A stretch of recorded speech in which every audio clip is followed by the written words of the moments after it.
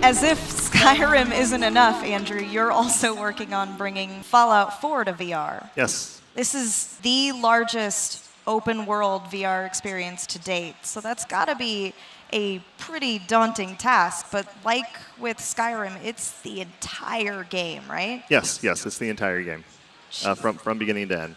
What else has been reimagined for VR in this game? So VATS is a big thing. We've sort of redesigned how VATS is going to work in VR.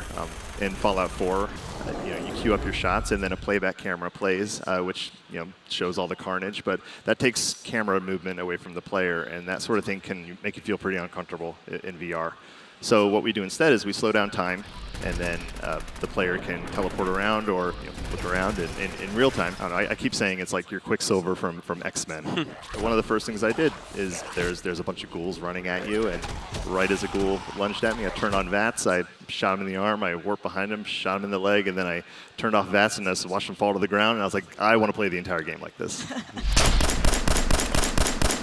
What else has changed about combat? I'm specifically pretty curious about the power armor. We've reworked the power armor HUD, so when you get in the power armor, you can actually sort of tell where it would be in the helmet if you had the helmet on, which was pretty cool to be able to do. It felt more realistic, more immersive. When you turn on the power armor Pip-Boy, it's right there, and aside from that, we actually scale the player up when they're in the power armor, so you feel more powerful. And combat in general, we're supporting using melee weapons, and assuming you don't have anybody around you, you can swing that bat around and tear people apart. It's great.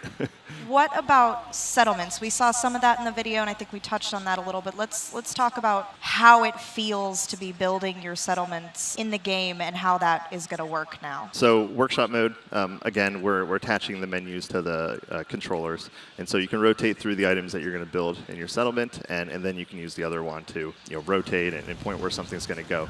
And you can also scrap items using the right controller. So you can go into Sanctuary and sort of spin around, and you have sort of a scrapping laser, and you can scrap everything. Let's go. Dog meat. What's it like seeing dog meat in VR? Well, VR is very immersive, and it changes the game emotionally when you play it. And so I will protect that dog with my life. He is a very good boy. Bring us on.